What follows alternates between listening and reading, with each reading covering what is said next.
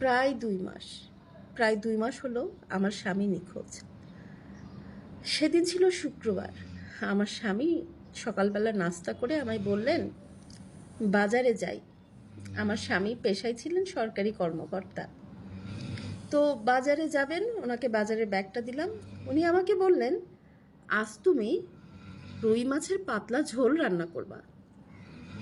তো আমি কাটাকুটা বাটাবুটা এগুলো সব রেডি করছি। এইভাবে প্রায় 1-1.5 ঘন্টা হয়ে গেছে। তারপর তার নাম্বারে আমি ফোন দিই। ফোন দেওয়ার পর দেখি তার ফোন বন্ধ। আমি অস্থির হয়ে যাই। তারপর আত্মীয় স্বজন সবাই খোঁজা শুরু করে। এভাবে কেটে যায় 2 মাস। 2 মাস এর মধ্যে আইনের আশ্রয় নেওয়া হয়, সব দিক থেকে চেষ্টা করা হয়, কিন্তু তার কোনো খোঁজই পাওয়া যাচ্ছিল না। এমন অবস্থায় আমার বাড়ি থেকে আমার মা আর বোন এবং আমার শাশুড়ি আমায় বলেন যে আমি যেন বাবার বাড়িতে চলে যাই। আমি তাদের এই কথায় আমি অনেক বিরক্ত হয়ে যাই। বাবার বাড়ি? আমার দৃঢ় বিশ্বাস আমার স্বামী সুস্থ স্বাভাবিক অবস্থায় যেখানে থাকুক উনি ফিরে আসবেন। এভাবে কেটে যায় 5টি বছর। আমি কি করতাম জানেন? সবার সাথে কথা বলা, যোগাযোগ করা বন্ধ করে দিলাম। কারণ পাড়া প্রতিবেশীরাও আবার খোঁটা দিয়ে বলতো, দেখো গিয়ে কোথায় হয়তো বিয়ে শাদী করে সংসার পেতে বসেছে তোমার স্বামী। যাও পাপু, বাবার বাড়ি যাও, নিজের জীবন নতুন করে শুরু করো।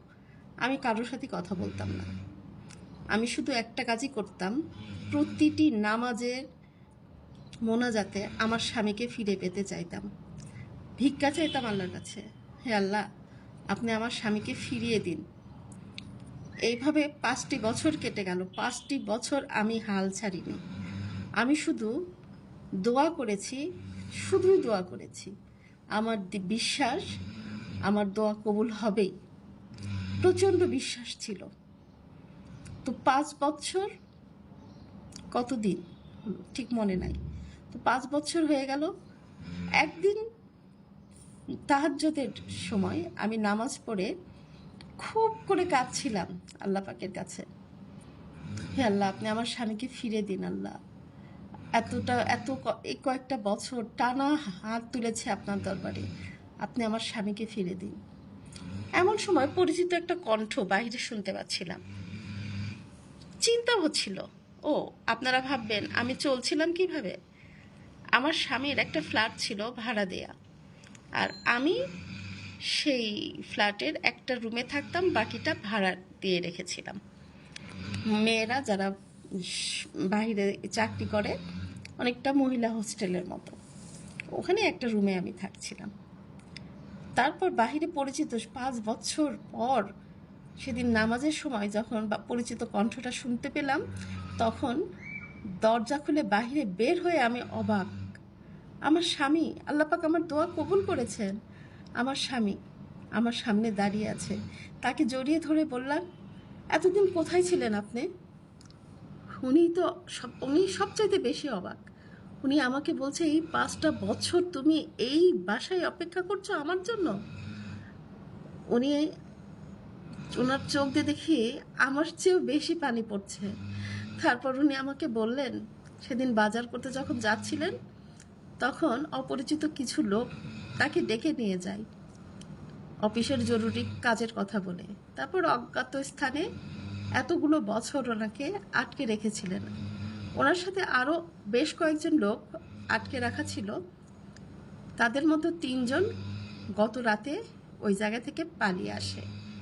তো আমার স্বামী পালিয়ে সোজা বাসায় চলে আসে। উনি কল্পনাও করেনি 5 বছর আমি তার জন্য অপেক্ষা করব। সুপ্রিয় বন্ধুরা, এই যে গল্পটা আমি আপনাদেরকে পড়ে শোনালাম, এটা আমার পেজের এক বোন ইনবক্সে আমাকে দিয়েছেন। এটা তার জীবনের গল্প কিনা আমি জানি না, তবে যার জীবনেরই গল্প হোক, এটাই চরম সত্য। জীবনে কোনো সমস্যার সমাধান মানুষের কাছে চাইবেন না। কেউ সমস্যার সমাধান করে দেওয়ার কেউ আপনার সমস্যার সমাধান করে দেবে না। আপনি আপনার জন্য সকল সমস্যার সমাধান আল্লাহ আপনার সৃষ্টিকর্তার কাছে আমার আমার এই ভিডিও হয়তো অনেক অন্য ধর্মের লোকেরাও দেখবে, তো সবাইকে বলবো যে হচ্ছে সৃষ্টিকর্তার কাছে চাইবেন। সৃষ্টিকর্তা কখনোই আপনাকে ফেরাবে না, হয়তো আপনার ধৈর্যের পরীক্ষা নেবে। আর স্বামী স্ত্রীর সম্পর্ক ঠুনকো হয় না, অনেক গাঢ় হয়। 5 বছর অপেক্ষা করা সেখানে মামুলি ব্যাপার। ভালো থাকবেন সবাই, সুস্থ থাকবেন। আল্লাহ হাফেজ, আসসালামু আলাইকুম।